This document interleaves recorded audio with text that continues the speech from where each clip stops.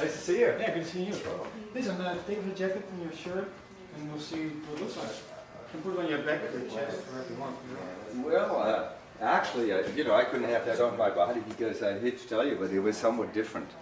In fact, it was quite a big difference. You have to understand, I was just crawling along. I had one day to live. I was on my knees and I was hallucinating.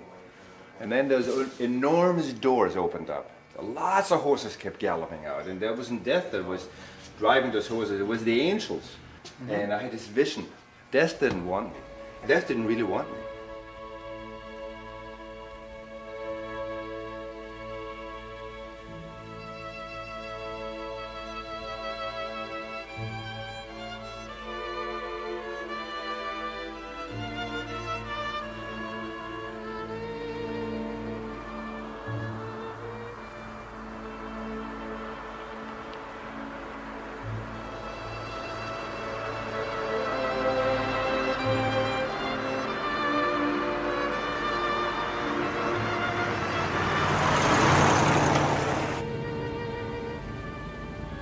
Men are often haunted by things that happen to them in life, especially in war or other periods of great intensity.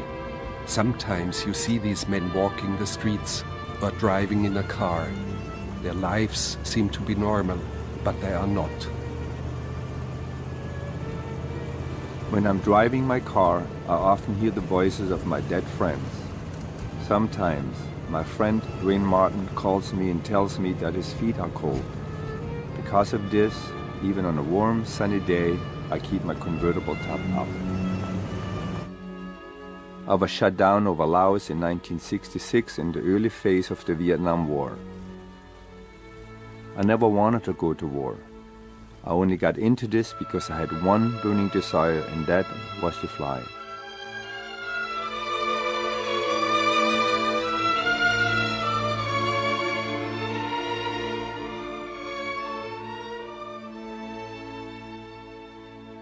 But that there were people down there who suffered and who died only became clear to me much later, when I was their prisoner.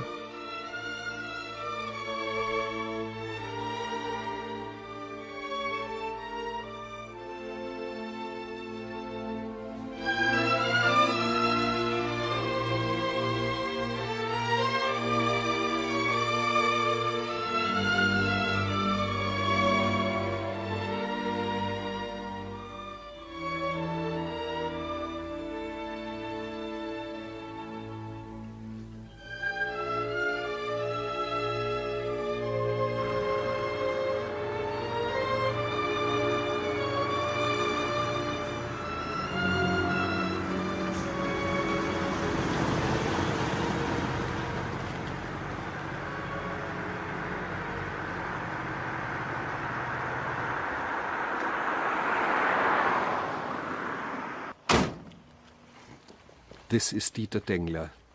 He came to America 40 years ago, and for the last 15 years he has lived on Mount Tamalpais, north of San Francisco. Yeah, this is a lot of fun.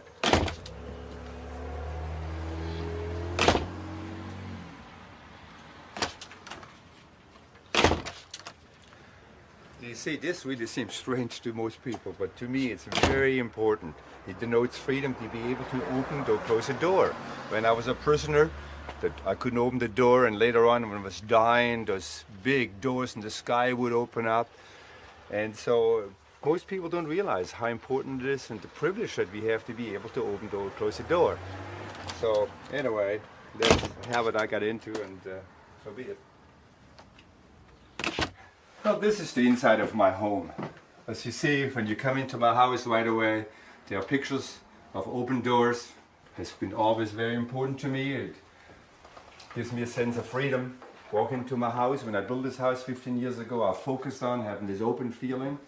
It was very important to me that I am on top of the mountain, not into down some kind of canyon. So looking out here, you see a P-51 Spitfire. Flying was always very important to me as a child. There are little motors in there. I don't know if they still work. I can climb up there and see. Yes, they do. Anyway, again, just standing here, you see that I do have an open feeling in this house. There's a large stove. I really enjoy to cook. Food is very, very, very important to me. As you see, there's a lot of food. The refrigerator is always packed full with food. The cupboard is full of food. In fact, as I look in there, it's half empty. Not only that, below the house I have an emergency provision that I put in there years ago that I'm kind of hoarding down there. Well, I'm really curious myself now to see if everything is still good shape down here. There's this carpet here. And there's 5-gallon containers.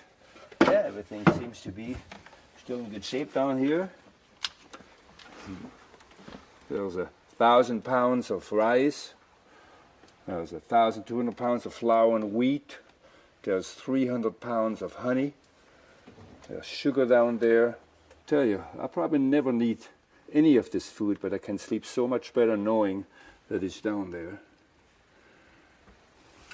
Well, while I was in prison, all we did talk about is food. We talked about deep freezers and refrigerators, stacking them up, and I decided I'm coming back home and I'm going to build a restaurant, a German-type restaurant, and I'm going to stack it up and never be hungry again. This is my mother. She arrived in America after I had gained about 30 or 40 pounds. I was in San Diego in a hospital. She came on an airplane with boxes full of apples that she was passing around to all the passengers around her. She turned the meal down in the airplanes because she thought it cost her a lot of money, and she was truly starved.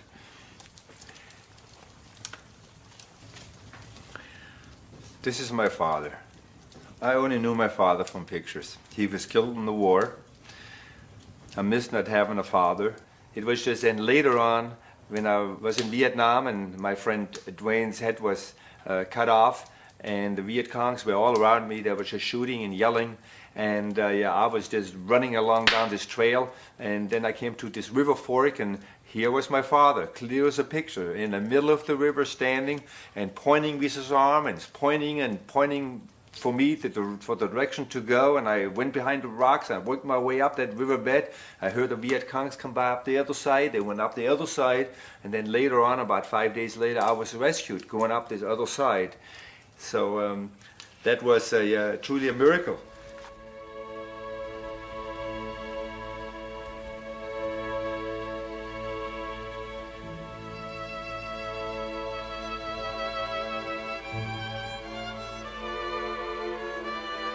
Below me, you see my hometown, Wilberg. I was born there. My childhood years were spent right here. Down here, you see the church, and a few houses to the left was my house. It's not there anymore. The bombers came in and wiped out this town.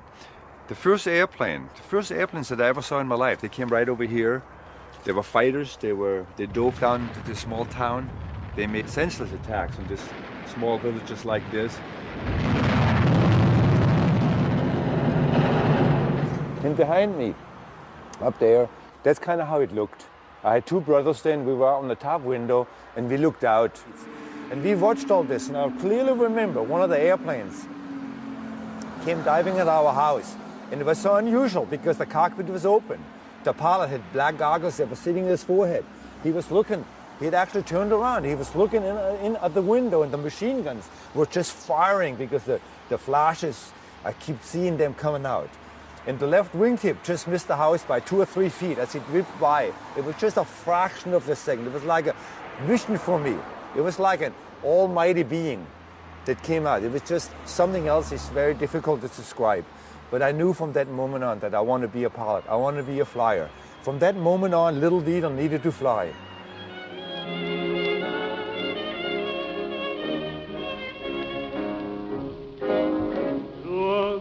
El parpadeo de las luces que a lo lejos van marcando mi retorno.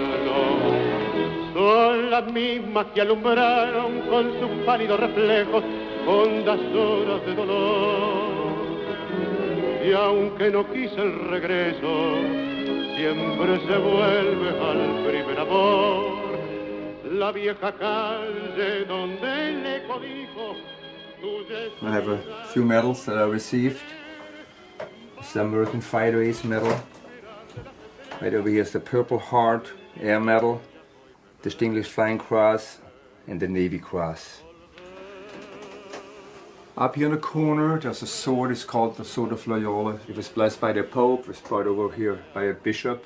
There's two in existence. J. Edgar Hoover got one, and I was lucky to get the other one. What does it mean for you to be a war hero? Oh, I'm not a hero. Only people who are dead who are heroes. And that's the last thing I want to be, and I don't think of myself as a hero. No, only dead people are heroes. If I start over here, this picture was sent to me recently by a friend. This is the last shot of my airplane when I took off for Vietnam. And this is how the airplane looked 2 hours later. And this is Dieter Dengle, 6 months later, after his rescue. He was down to 85 pounds.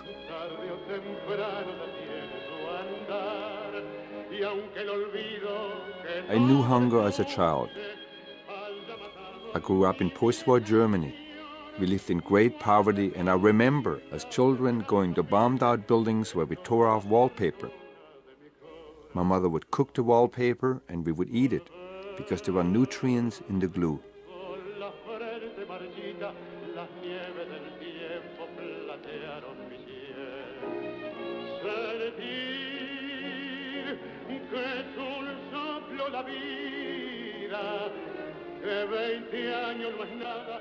As a child, Dieter saw things around him that just made no earthly sense at all.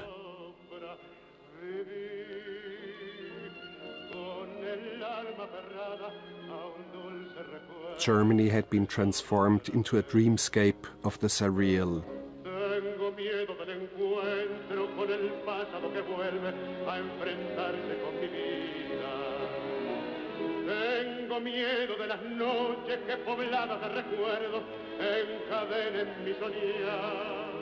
And then things got better. Dieter remembers the first sausage in a display window. It was the first one in years, and he stopped and stared at it. Everyone else stopped too, but nobody could afford to buy it.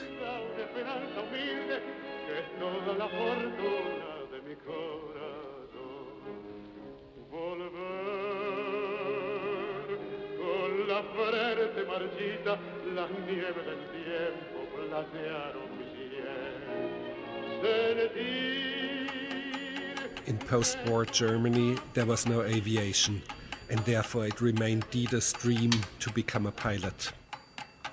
This is a very, very, very old rare clock. From age 14, Dengle apprenticed as a tool and die maker. He learned how to build church clocks.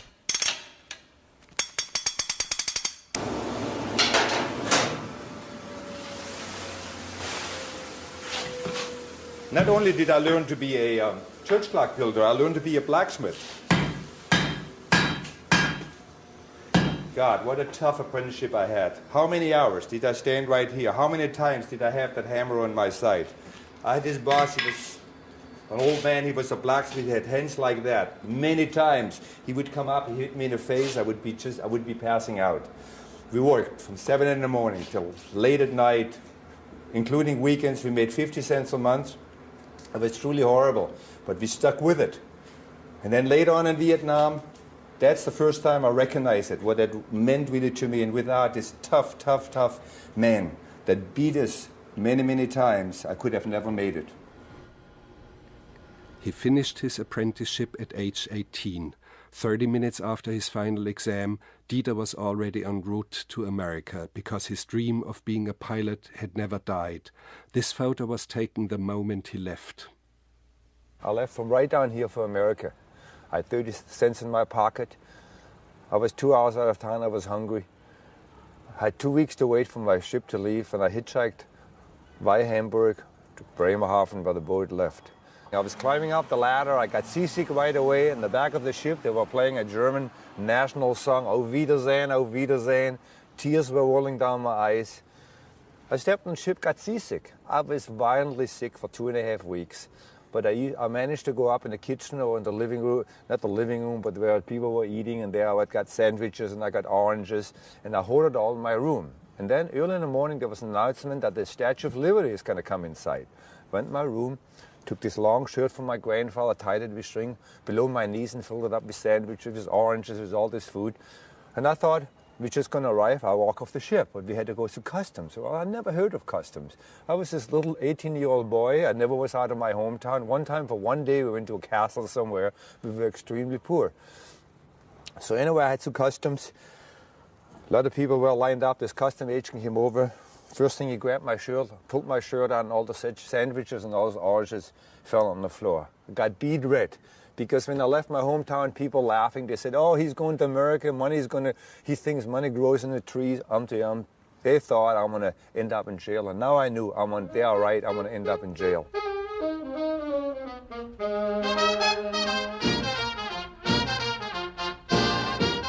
I didn't speak any English, I knew a few words. Times Square, the highest house, a 2-story houses that I saw in Germany. Here, I'm in New York, Manhattan.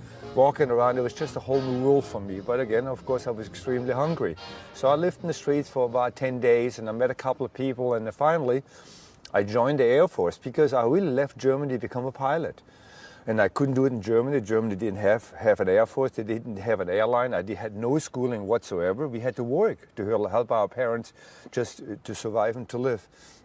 And so I went to the recruiter in New Jersey, and he said, of course, if you join the Air Force, you're going to be a pilot.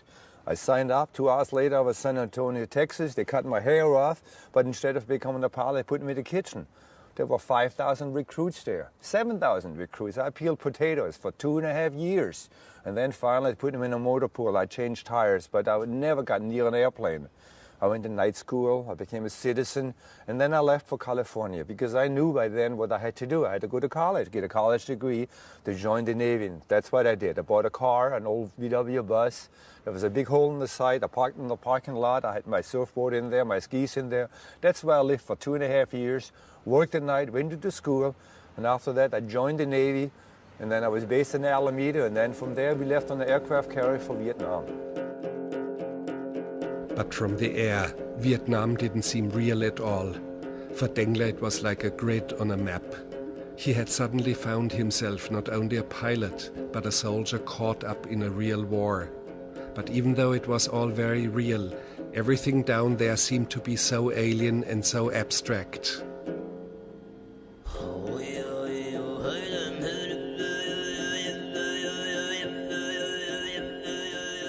It all looked strange, like a distant, barbaric dream.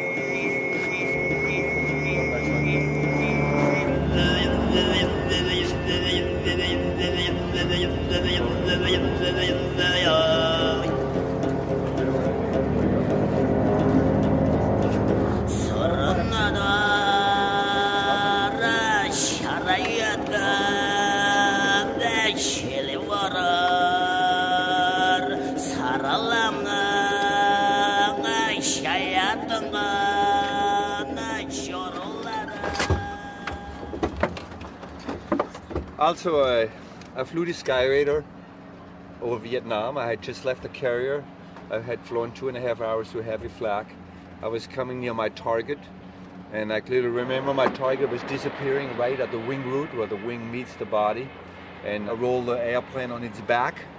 And then, of course, I would see the target above me, and I was coming straight down. And just when I was inverted, there was this loud explosion of the right side. Half my wing was gone.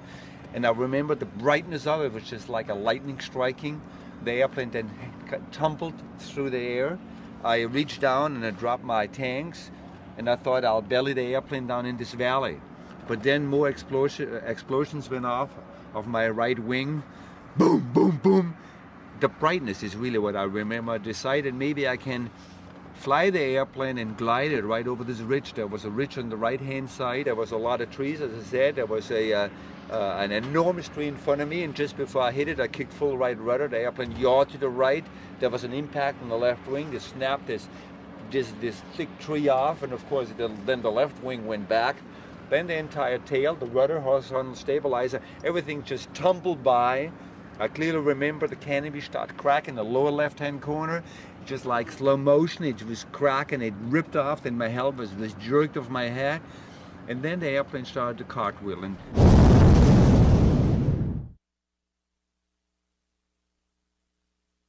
then I must have passed out, because maybe a minute later I came back. I was laying 100 feet from the airplane. Dust was still in the air. It was very, very quiet. Of course, I crawled out real quickly, and then I ran towards the jungle to get away.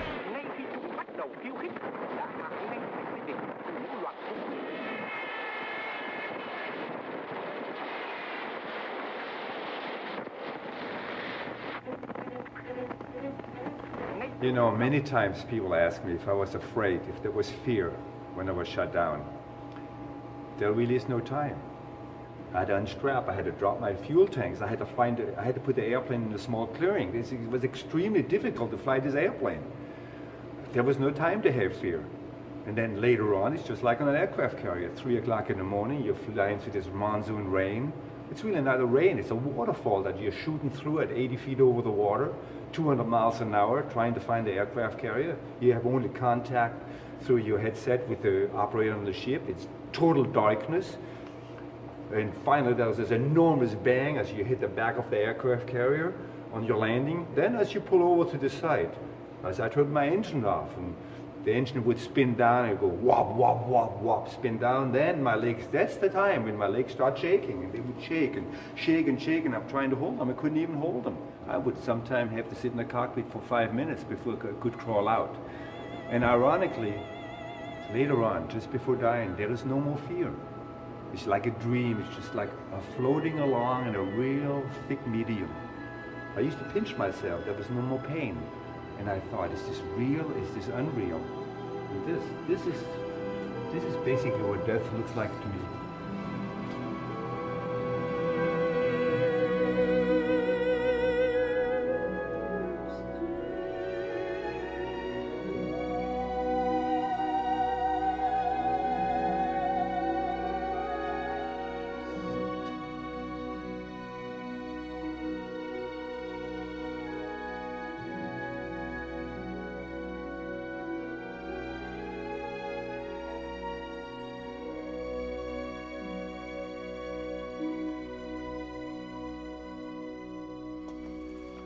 Two days after I was shut down, I was captured. I did the unforgivable. I crossed a small clearing. I came out of the thick jungle. I came to a small trail. I looked to the left. I looked to the right. There was no one there. I wanted to run across. I was at about 10 yards out of it, and someone yelled, "You'd, you'd." I turned to the right. There's a guy standing there with a pistol. Another guy was standing there with a rifle. My hand shot in the air. I yelled in German, "Nicht schießen, nicht schießen." Right away, I was surrounded by 6 other guys. They stripped off my clothes. I was searched. They took everything away. They bandaged my left leg with bamboo because I heard that in the crash. And then we started to run. We ran and ran. Every so often I would collapse. They would massage my leg. They would give me some water. And then late in the evening we'd arrive underneath a cluster of trees so the airplanes couldn't see us. Normally what they would do, they would take 4 pegs in the ground. I would have to lay on the ground. They would tie my ankles to the pegs and they would tie my hands to the pegs.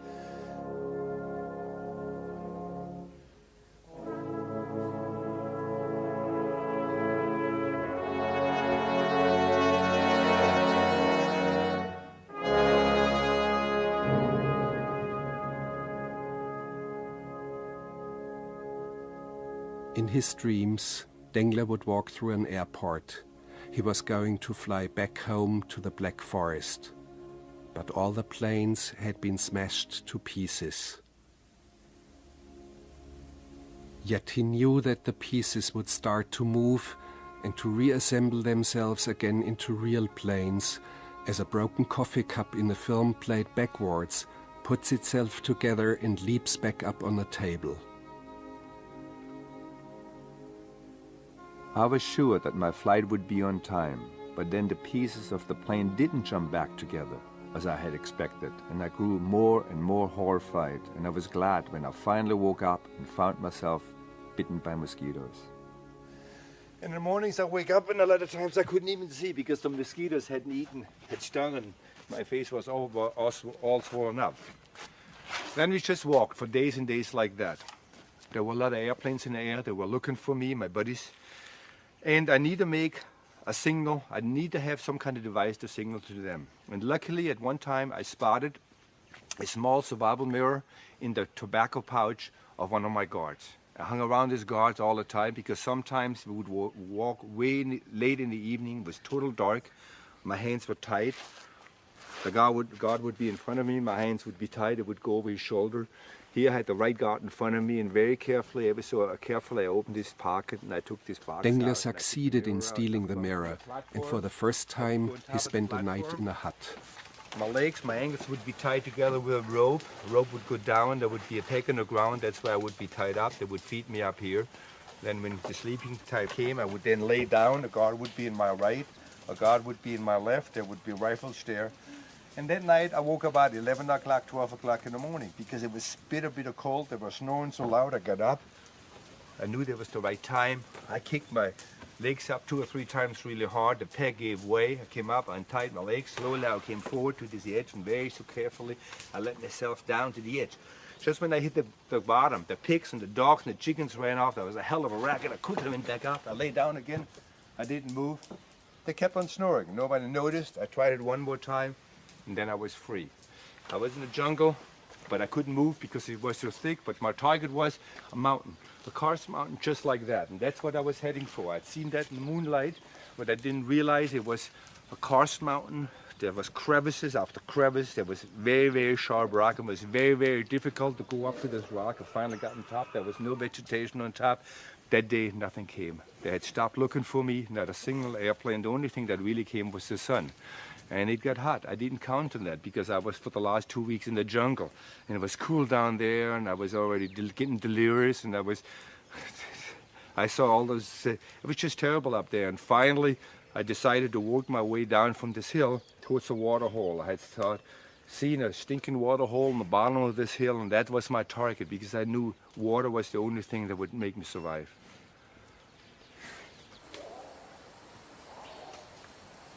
His guards knew where to find him. The moment he started to drink the putrid water, they were all over him. From then on, the torture began. They would hang him upside down and put an ant nest over his face until he lost consciousness. For several nights, they suspended him into a well shaft in such a way that he almost died a slow death from drowning. But he was worth more to them alive. He was their prized possession. And all of a sudden we came out of the jungle into an open area. Real red, dusty area. There were about 30 guards standing there. They had formed a circle. I was dragged in the center of the circle and there were 2 North Vietnamese guys were standing there. They had their caps on, the red stars on it. They had khaki uniforms on. They started yelling and screaming and started kicking me. And all of a sudden, one of the guards came across the circle, walked towards me. He had his rifle in his hand, the butt first, and he came towards me. He hesitated a couple of times. He swung towards me. I moved my head. He hit me in the shoulder, knocked me down on my back. The gun went off. And I clearly remember looking across, another one of the guards closed his eyes, fell backwards over. He had no shirt on, he had just a loincloth on. I saw the blood coming out just above his kidneys. His buddy saw that. He took his gun, started shooting at this guy who shot this guy. I'm laying on the ground. All of a sudden, bullets are flying. They're screaming and yelling. They had forgotten about me. I thought it was the end of me. I had closed my eyes. I waited to be shot myself. I closed my eyes. I looked over. I saw someone wrap a loincloth around this guy's waist. You know, it was natural for them to be really angry at me now. I had escaped from them. They had lost face, and they really want to get even. Whenever we near the village, that's when they really became aggressive. They had this new idea. My legs were tied up, my arms were tied up, my hands were tied up. I was tied behind the water buffalo. They hit the water buffalo with a stick. He started taking off. I was hopping behind it. I was trying to keep my balance, but pretty soon I fell over.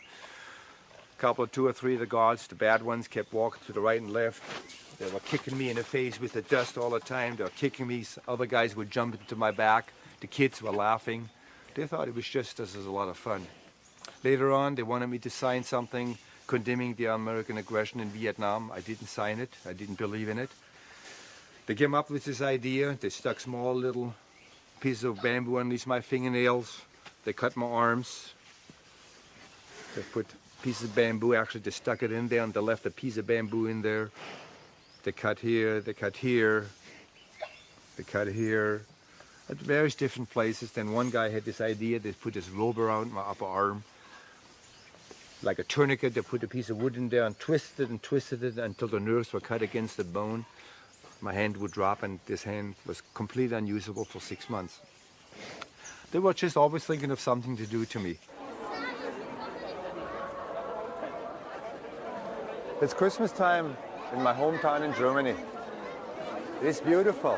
All the decorations. It's like a Christmas calendar. But many, many years before, during the Nazi time, it was a different story. In fact, in this town, 100% of the people voted for Hitler, except one person, my grandfather. He was picked up at the house. They hung signs around his neck saying that he was a traitor. They paraded him through town. With a fanfare of drums and trumpets, people spat out of the windows, water was poured on him. And he feared for his life. He thought he's not going to live through it. And for me, 30 years later, when I was a pilot in Vietnam, I was a prisoner. I was tortured, and they wanted me to sign a piece of paper saying that I condemned the American action in Vietnam. And I was strong enough not to do that. Many times this strength came through my grandfather. I was thinking of him, and if he could do it, so could I do it. Stop. Do it. Do.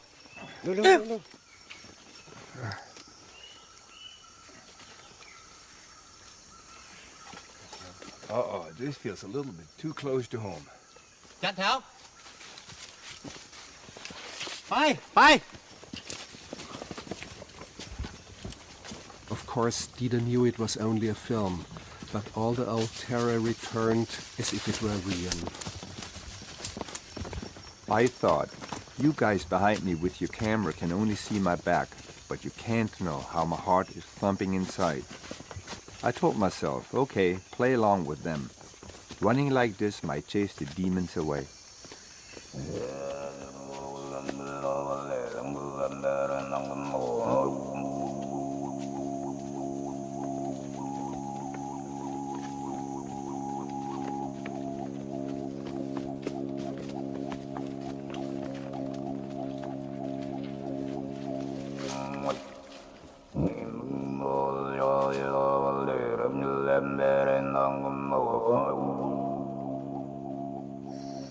Almost everything that I learned in survival school back in California, I couldn't use in the jungle.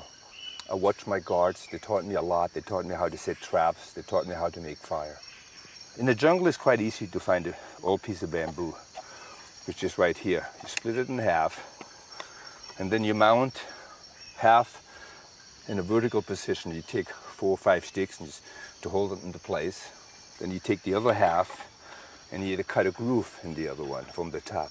You cut this groove just far enough in so it just barely comes back on the other side. Then you take a machete or anything else and you make some scrapings of the bamboo. As you can see, it looks like little wool. Now I have prepared this a little bit already. But you take this wool and you put it over this crack, then you start rubbing.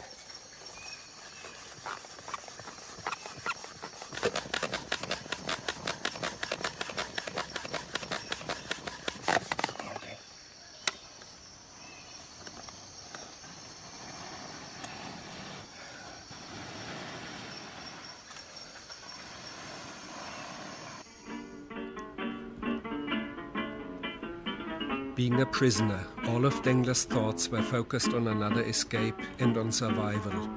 Back in the mid-60s, American strategic thinking was turned against Russia, so all survival meant survival in Russia and Siberia. A jungle war didn't factor much in their thinking, and that's why their instructional films look somewhat funny.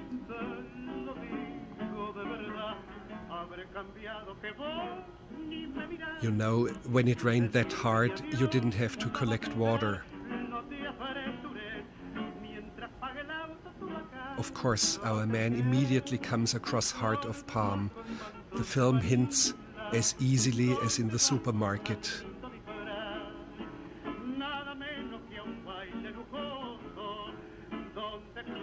Very important is that you've got a knife. Of course, our man also has his whetstone on him. And you better look hard for the enemy.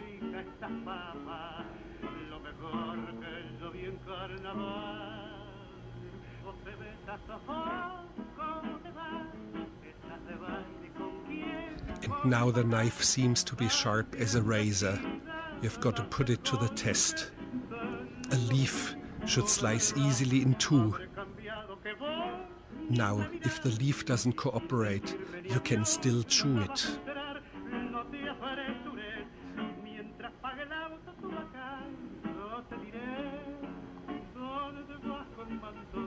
Let's suppose you are wounded. It's always smart to have your medicine kit on you. You apply the right ointment,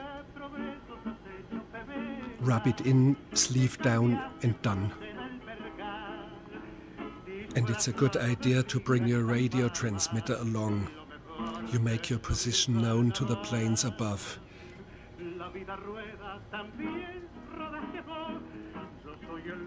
And then you shoot a flare. The rescue helicopter spot it, and you better scramble for a clearing. The helicopter is already waiting. But now this is very odd. What for God's sake is our man signaling so frantically to the helicopter right above him?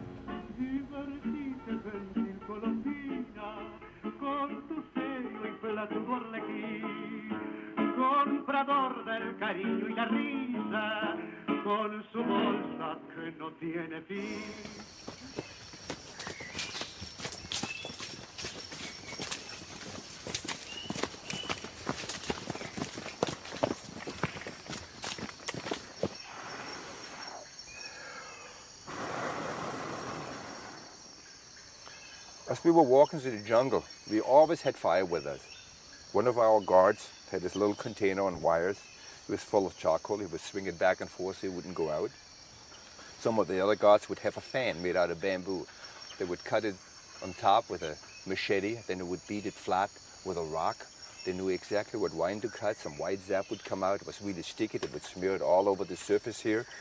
And as we were walking along, they would just see a small or a big bug way up on a branch or on a leaf. They would reach up very carefully, and the wings of this bug would stick on it. They would take it off, and they would lay it on top of this charcoal. And we were walking along. They were barbecuing all the time. In fact, one time I turned around, they had a small bird barbecuing. When we got there in the evening, they weren't hungry.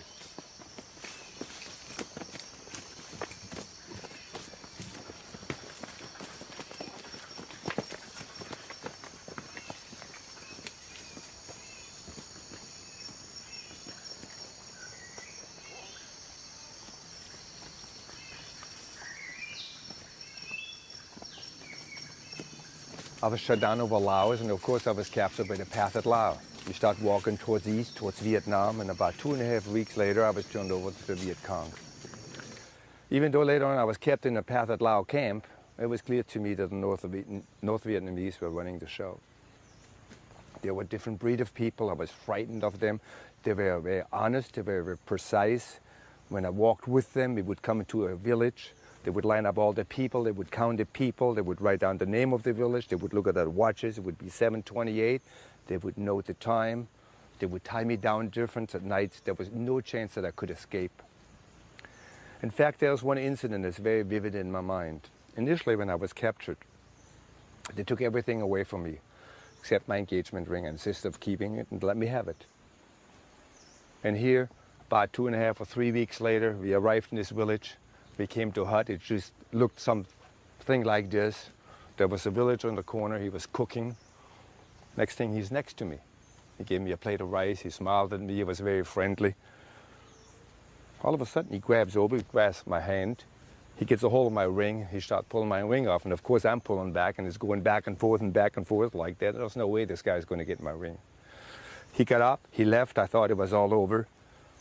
All of a sudden, a few seconds later, he's coming back with a machete. He raises his arm. I realized then I better let him have my ring. The North Vietnamese, they were in a corner. They were doing something over there. They were not aware what was happening. They got up, got our stuff together, and off we went. We left. I was disappointed. I was unhappy. And the longer we walked, the angrier I get. And about an hour and a half or 2 hours later, I stopped them. I showed them my finger. It was all white where the ring had been. First, they didn't understand what I was talking about. I made stealing gestures. They got together, they talked, and they turned around and started walking back towards this village. Of course, I was happy. I was thinking I'm going to get my ring back. But I wasn't prepared of what happened next. We got in this village. Next thing, they find this villager. They just beat the hell out of this guy. And then they grab this guy's hand. Violently, they grabbed his hand. They put him on top of the table. They put his finger there. They chopped his finger off. I'm leaping back. The blood is squirting out. The finger's laying on the ground. The North Vietnamese bends down. He picks up this finger. He pulls off this ring. He sticks it on my finger. I was speechless. I had caused this misery. I felt horrible. He nodded to me. We turned around. We walked off. I realized right then and there, you just don't fool around with the Viet Congs.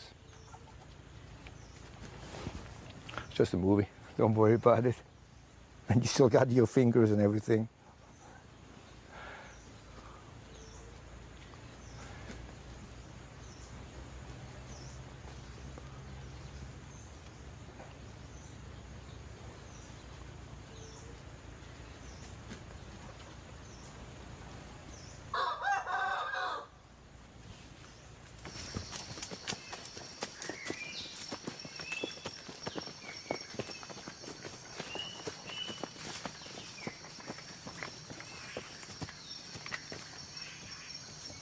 Finally, after 3.5 weeks, I arrived at the prison camp. I looked forward to coming to the camp. I've been beaten so much, I have lost so much blood, I've been unconscious so many times. I wanted to share my misery with someone else.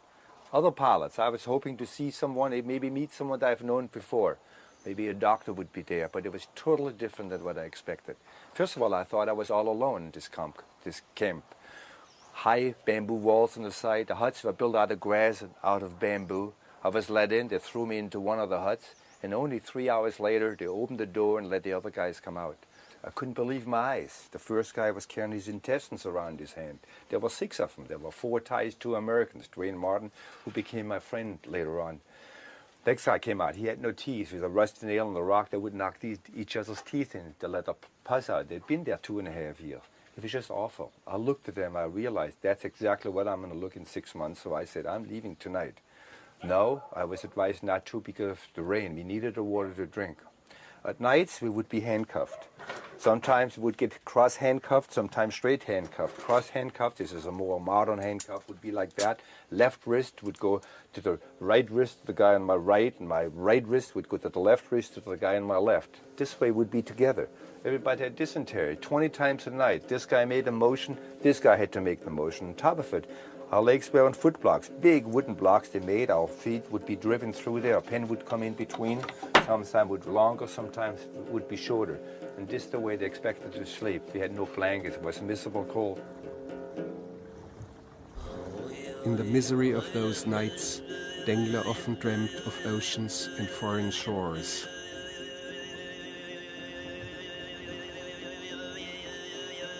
and I dreamed that a boat appeared, and the whole American Navy came to rescue me. And I waved and I shouted, but they wouldn't listen. They just kept on going and went somewhere else.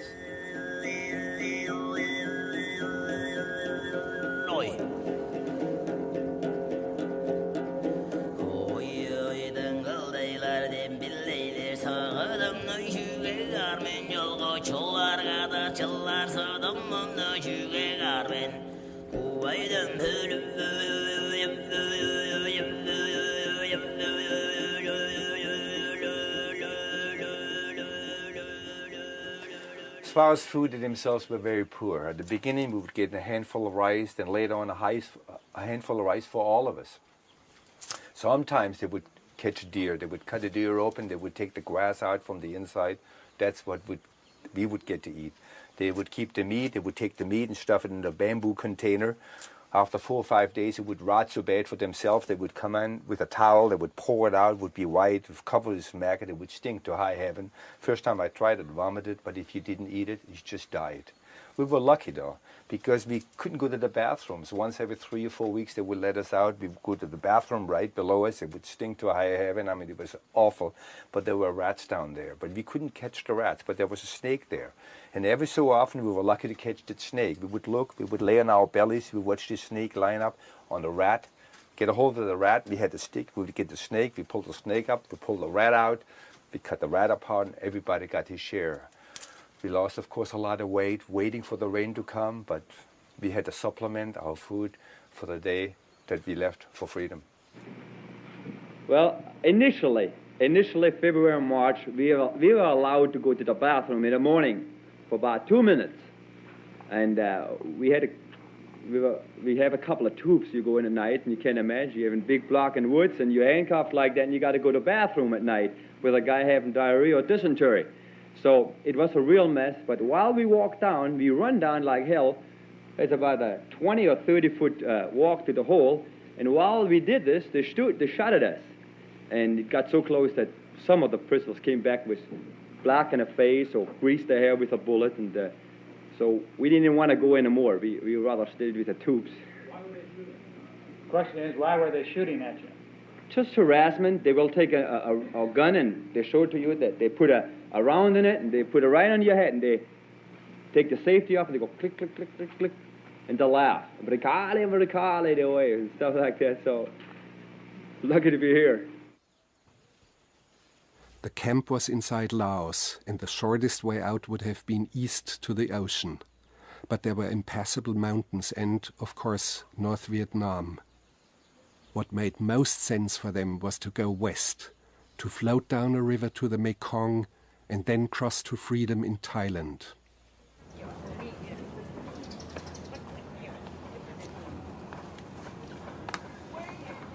Our plan to escape from this prison camp was planned right down to the last detail.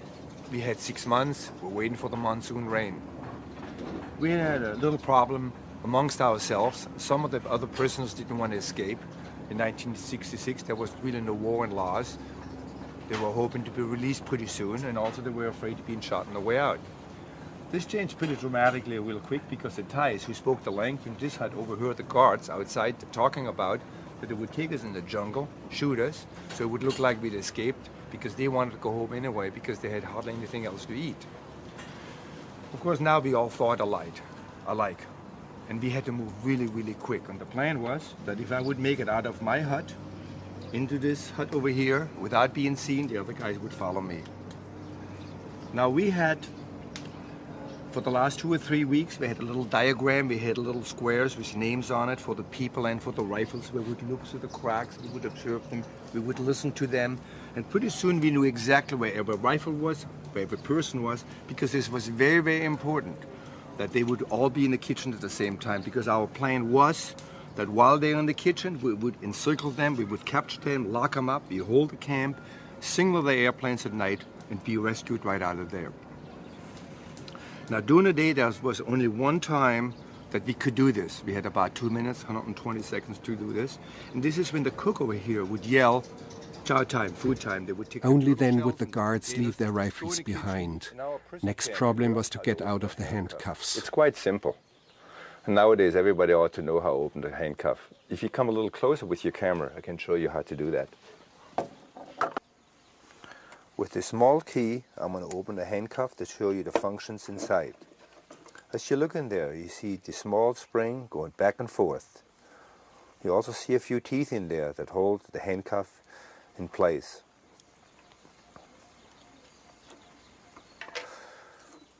Now, just with a regular paper clip, you can open this handcuff quite simply by inserting one of these ends into the opening, apply pressure to the spring, pulling the handcuff open.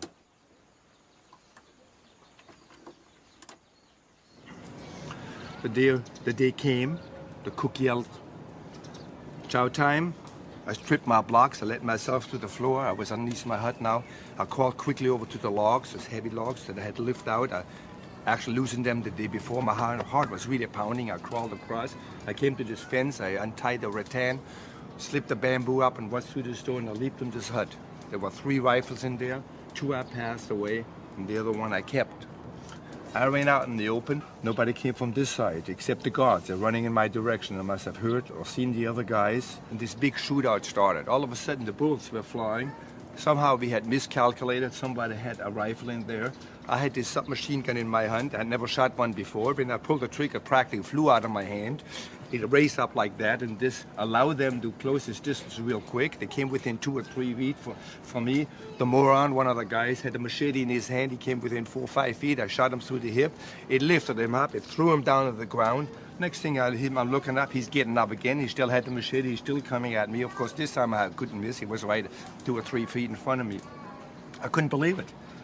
I didn't have a scratch. There's 5 dead guards laying on the ground. 2 of them got away. They ran a zigzag pattern. They got in the jungle. I knew then, right then and there, they would get help, and we had to get out of there. Where was Dwayne? I saw him behind this bush over here. He had vomited. I yelled to him, "Dwayne, let's get out here, let's get out of here." We took off. We ran down between this kitchen. We ran amongst those dead guys laying on the ground. And it was very important because our shoes were tied together in a bundle. We're hanging on this hut over here. The shoes we needed in the jungle, but when we got there, they were already taken. The other guys must have taken them, run off with them. And then Dwayne and I, we had no choice but to turn around. Barefoot, we ran into the jungle. Now, of the 7 of us that escaped, I was the only one that came out alive. The other one disappeared in the jungle, and nobody ever heard from them again.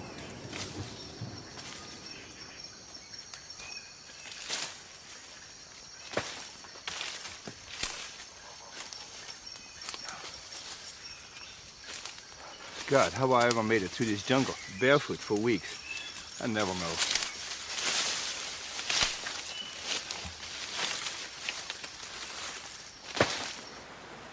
Dieter and Dwayne were struggling to make their way through the jungle, weak and starved, their feet badly cut by thorns. After 10 days they reached a river, somewhat like this one. Only the river was much higher because of the monsoon rains.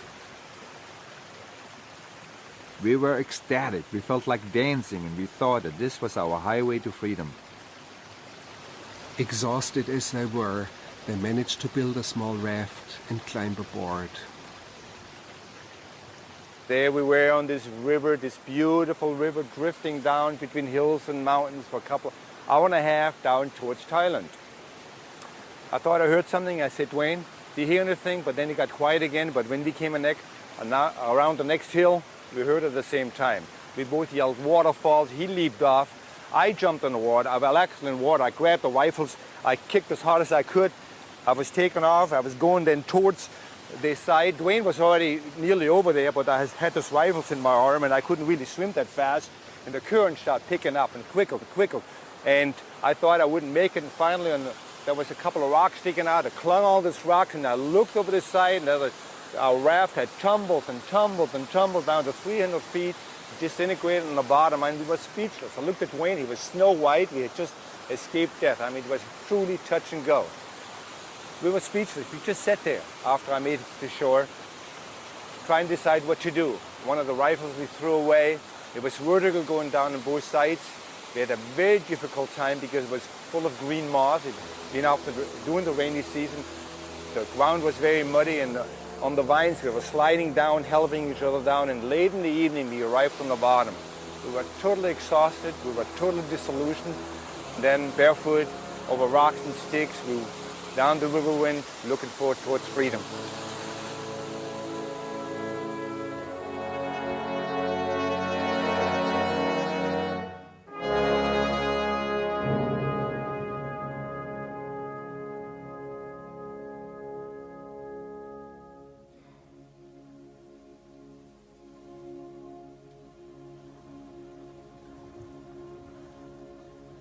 To this day, I often think about Dwayne Martin. We shared so many hardships, hopes and despair, and this made us grow very close. At the end, Dwayne was closer to me than anyone else in my life, even closer than my mother and my brothers.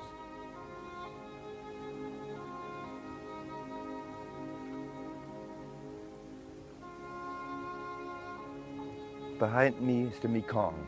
We call it the Big Muddy. Over there is Laos. I was a prisoner of war over here. Over here is Thailand. Freedom. We talked about this river so many times. We dreamed about this river. This river was our target, but we never reached it. When I think about it now, even though it's over 30 years ago, it's just like it happened yesterday. I remember Dwayne and I, we had nearly starved to death when we escaped the camp. We were barefoot in the jungle. With the first mile, our feet were cut to shreds. In fact, they swell on to big white stumps. We had found a single sole of a tennis shoe, and we alternated wearing it, and we would tie it to one of our foot with rattan. And then came the monsoon. The monsoon is something else. I mean, you have to really be there to know what I'm talking about. It is deafening. You could scream on top of your lungs and nobody can hear you. The water comes down like somebody turned over a bathtub. It goes for hours, for days. The mud, the bamboo, all the stuff that comes down from the mountains. In fact, Dwayne and I, we had to look for high grounds. We would tie ourselves down to a stump of trees, not to be swept down with this mud overnight. Of course, we would hug each other. We needed each other for warmth. We needed each other for friendship in this misery. And then came dawn. I would look over there and I couldn't even recognize Dwayne. Dwayne would be covered from top to bottom with mud and blood. I looked the same. We had leeches, not 20, not 50, hundreds. It was like a belt. It was black around there. Our legs were covered with leeches. They were looking for the soft spots between our fingers, underneath the arms and nose and the ears. It was awful. They're tiny, tiny creatures, like a needle. They find every tiny little hole. They attach themselves, they suck themselves full with blood as big as this finger. We would then now take our rags off. We would take bamboo and we scrape them off, and on we went. But then there were a couple of times we thought we really had it made. One time we built a raft. We had to abandon the raft. The raft went over the waterfall. But then later on we made this beautiful fire. We waved at night to the airplane. They saw us, they circled overhead, and we knew we were going to be rescued that next morning. Later, we hugged each other, we cried together, we talked about who's going to helicopter first, what are we going to eat, who are we going to call. And then morning came and we waited and waited, and nothing happened. It was a blow, what a disappointment. But then we had to move on because we were starving to death. In fact, we couldn't even walk anymore. We were crawling and lay on our knees down this small little trail, and all of a sudden there was a small boy on our left. He was carrying a water container over his shoulder, and all of a sudden there was all this commotion. People were running all over each way. There was noise. Dwayne and I, right away, we were on our knees, and we put our hands together. We said, hello, Sabai. Dwayne then started sitting back and started getting up. And all of a sudden, out of the corner of my eye, I saw something. I looked over there. A villager was standing there. He had a machete in his hand, high above his head. He just hesitated for a second, and then he swung. He swung for me. I ducked. It missed me by a few inches. He hit Dwayne in the upper leg. The blade was deeply buried in it. Dwayne screamed. He reached down. He grabbed his leg, screaming. And with the next swipe, Dwayne's head came off. Blood squirting out. I started screaming. I leaped toward this villager. He turned around. He ran. In fact, they all started running. And unknowns to me, I had reached down and grabbed this rubber sole from his foot. I turned around and ran. When 30 seconds before, I was crawling along. Dwayne, my friend, he was gone. And from then on, my motions, my progress became mechanical. In fact, I couldn't care less if I would live or die. But then later on, there was this bear, this beautiful bear that was following me. It was circling me, in fact, sometimes, and it was gone. I missed it. It was just like a dog. It was just like a pet. Of course, I knew this bear was there. He was waiting to eat me. When I think about it, this bear meant death to me. And it is really ironic. That's the only friend I had at the end was death.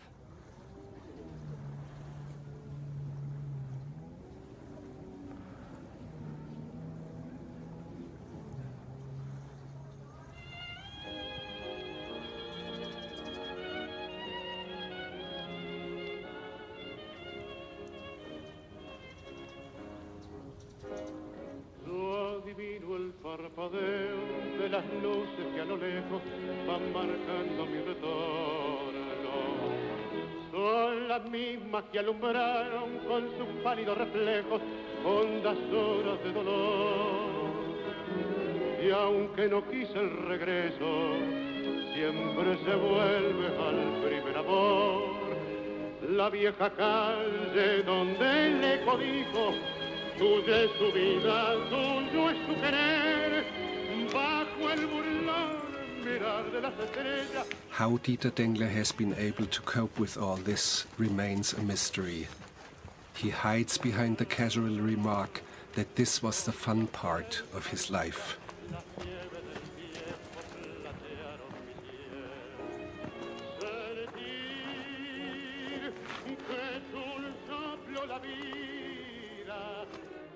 Dieter took an early retirement from the armed forces and became a civilian test pilot. He survived 4 more crashes and flies to this day. Death did not want him.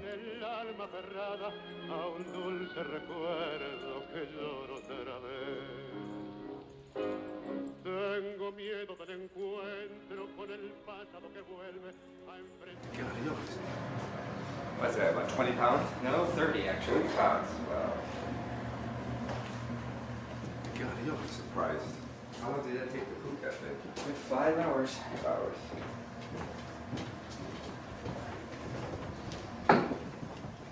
Gene Dieter. God. God, my suspicions are true. Oh, it's good to see you. Happy Thanksgiving, friend. This is Eugene Dietrich, to whom Dieter Dengler ultimately owes his life. Dieter wanted to surprise him on Thanksgiving. I wouldn't be here without you, and I really appreciate what you did for me and that you followed up and... Sit down and tell me all about it. Okay. Oh, my God.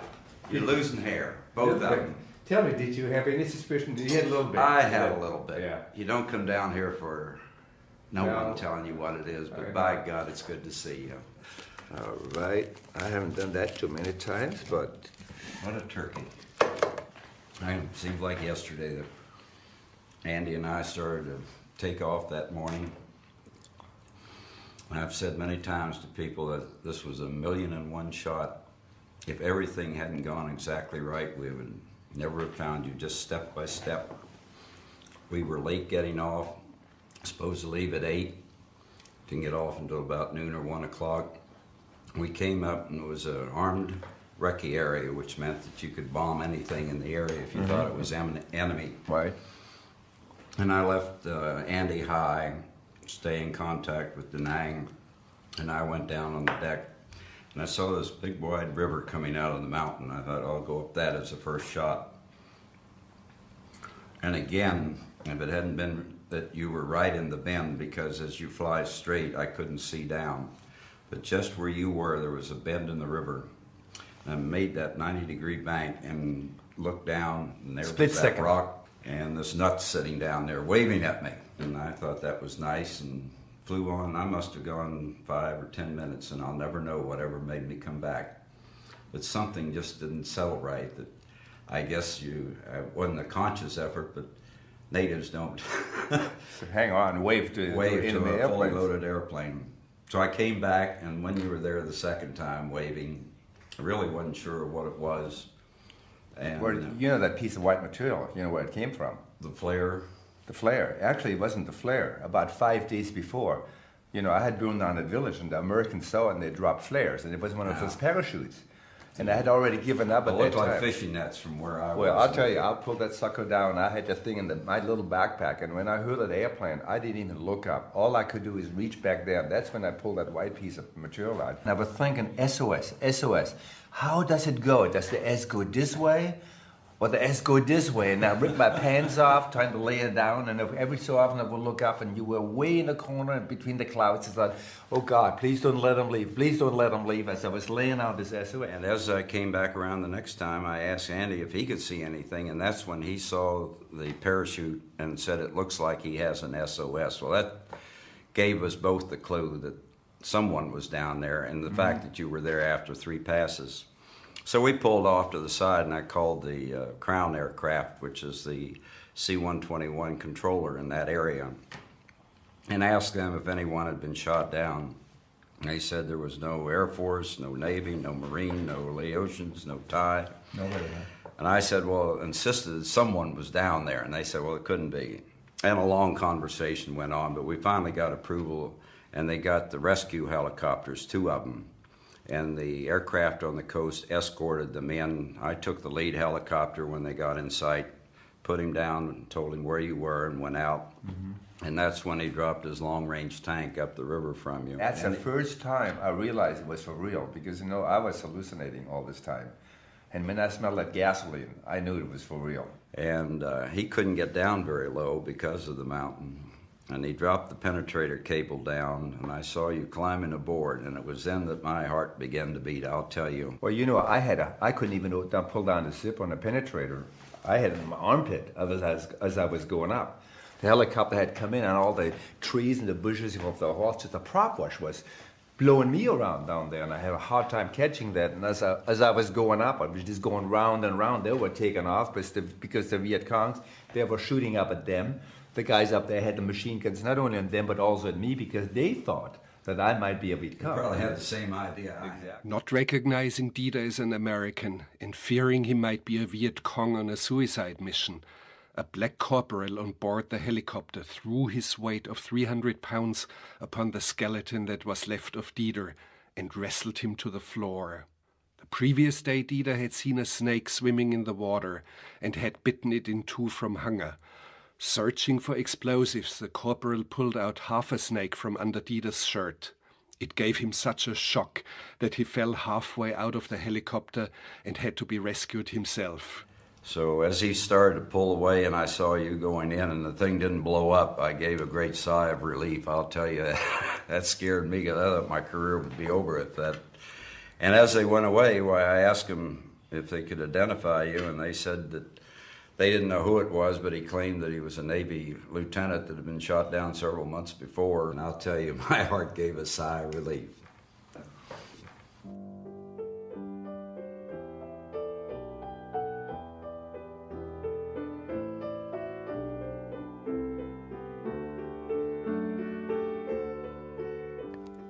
Dieter wanted to be back with the fleet, back on his ship. He had been taken to the hospital in Da Nang. He was safe now, but he was sure this was only a dream. For him, this was just a mirage.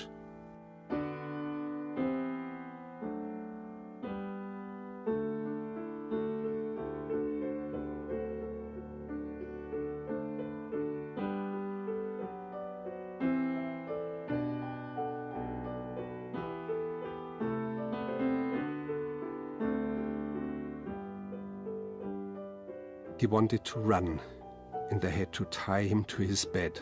So his friends came and snuck him out and brought him back to the carrier. The elevator took him down to the hangar bay. It was a drizzly day, and there had been hardly anyone on deck. But there was something strange, something almost eerie about the fact that no one was there. Now, unknowns to myself, the Admiral had assembled about 4,000 people up here in the hangar bay. They were waiting for me, and I was thinking that nobody would know that I was alive, that it's going to be a total surprise. So the engine was turned off, the airplane was pulled in here, came over here. They were just, of course, loaded with people. 4,000 guys were waiting.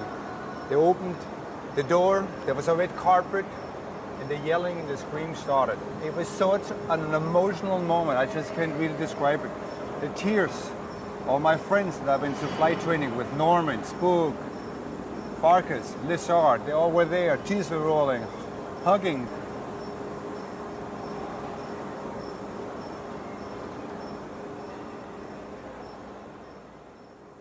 And finally, I was on the aircraft carrier. There were all my buddies, my other pilots there.